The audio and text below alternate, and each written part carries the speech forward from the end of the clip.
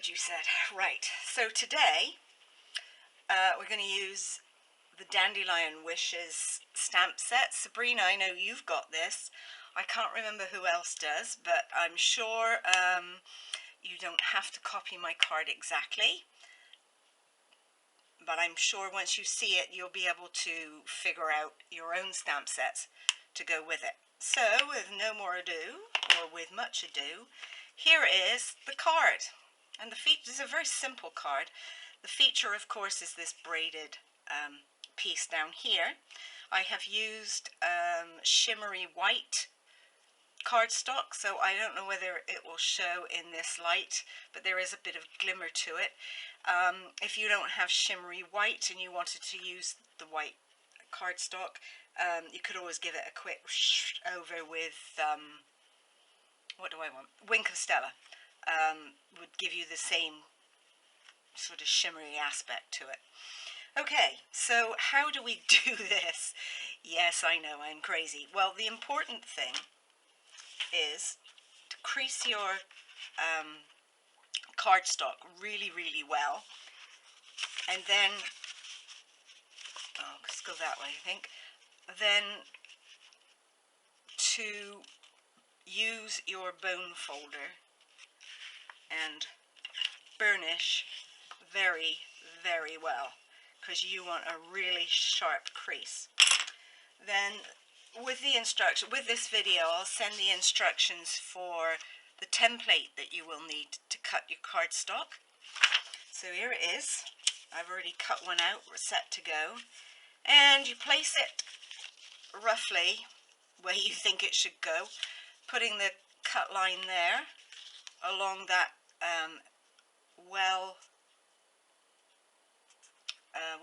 well creased edge. And of course, every good card maker would, of course, use some form of adhesive first to, I think I'm going to go up that way a bit, to keep it in place. But you know yours truly, she never does things quite by the book. So here we go, pair of snips, and it says to be very exact. So holding it as steady as you can, which is a bit of a funny thing to say, but anyway, you cut right to the point there, all the way down. Now the first couple are a breeze, but then the paper will start to shift on you, so you may have to sort of re-grip, but it's not impossible. Honestly, it's not. So I hope you all had, because this is pretty boring watching me cut paper, I hope you all had a good Easter, COVID-19 style. Yeah. Okay, and now, oh, I'm actually right on target. Can't see where my cuts are. Hope you can. There we go with the next one. I think it might be after this one that I need to regroup, but we'll see. Maybe I have a firmer hold, and you can see I'm really not going past that dotted line. There is a fold line.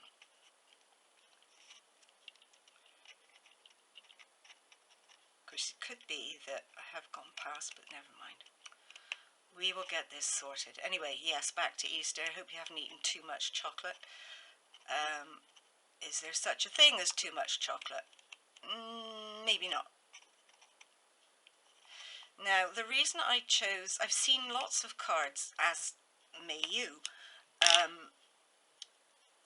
with this braided side, and the ones that I have liked the most have been lighter coloured. Silly me, I decided to do this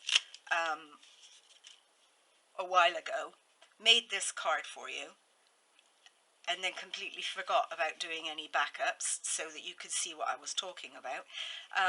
So I will make some more after I finish this video and send it on as a separate attachment for, as well as the braiding pattern. I'm talking a load of gibberish here. Anyway, the instructions for what you need to do are on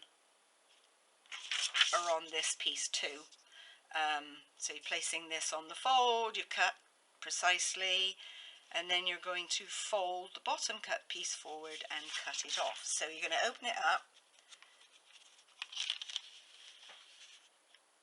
Okay.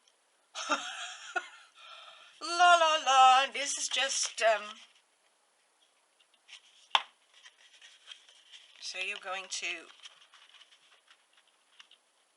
fold this piece.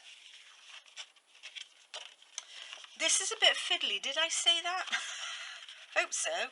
And once again, you're going to need your bone folder, and you're going to fold that one forward, comme ça, and then you're going to crease the hecky thump out of it,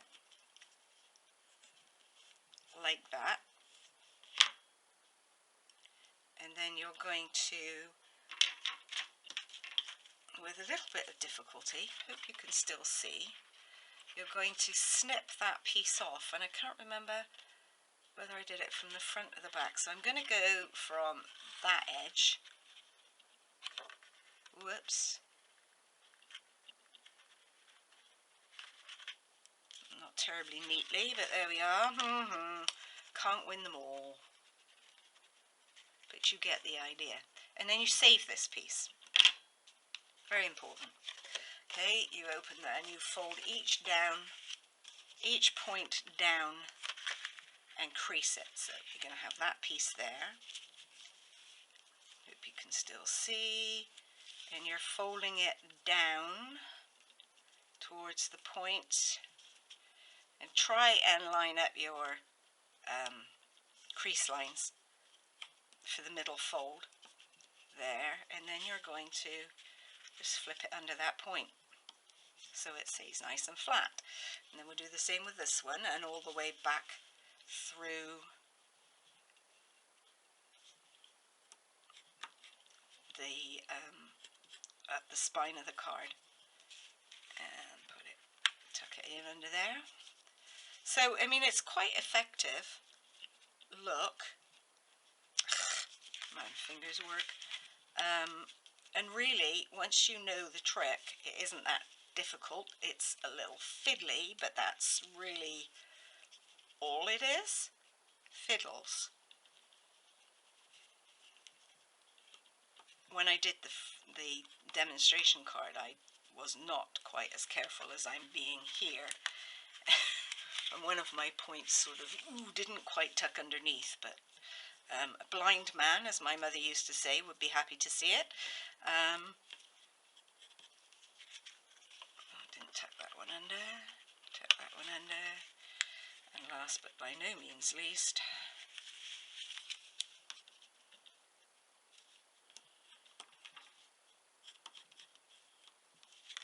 tuck that one under. And then da-da-dum.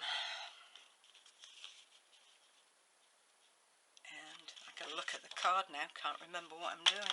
And then you take this piece and, Michael, can you bring me the Tombow, that green lidded glue, please? Oh, silly me, got a piece.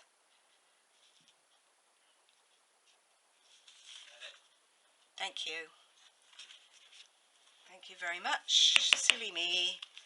Thank you. Thank you, my lovely assistant.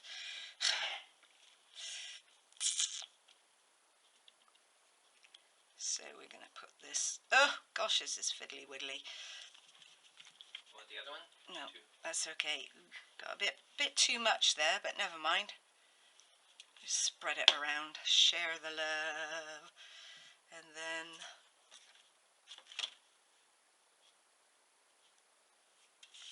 you need to sort of tuck it under there a little bit, so you've got roughly the same. Ooh, mine aren't quite the same, but never mind, eh? You've got that space under there, and you really should use Tombow for that, because then you've got a little bit of flexibility in silly me, have to turn my paper over. You have some flexibility to move that piece if you haven't put it in quite the right place. Okay, Tombow back on, lid, that out the way. So then we go for the stamping, and I have used smoky slate. Yeah, of course it's going to stick now. Lovely, lovely, helpful stamping. Never mind. I think I'll put these babies on first. Don't feel quite as organised as I did last time, but never mind, never mind, never mind. And I think I may have stamped off last time, but I'm going to not do that so that you have a better chance of seeing the images. Oh no, I guess I didn't stamp off. Okay, so the next bit, the next stamp I'm using has got a stem on it, which I don't particularly want to have on there, so I'm inking it up off the ink pad, if you see what I mean, so that the stem bit there doesn't get ink, because I'm not going to put it down in any form of sensible manner, because you know me, I'm not very sensible. And we will put it there, I think. Yep. There. There we go. Ta-da! Oh look, see, I got a bit in anyway. So don't do as I say, no, do as I say, not as I did. Okay. And then, with Memento, I came in with my wishes for a lifetime of love and happiness. Oh dear, camera's boggling around, sorry. And hopefully we get this in roughly the right spot, and hopefully I've used the right Memento ink pad that is really well inked. Yes, so it sends up, and that, my friends, is all there is to a braided card. Just a little fancy bit. Hope you like it, hope you try it. I'll be looking for some samples, won't I? Anyway, till next time, I have a little hint for you that the next card might have something to do with those. Hope you can see them. I hope you're curious and that you'll stay tuned. Cheers!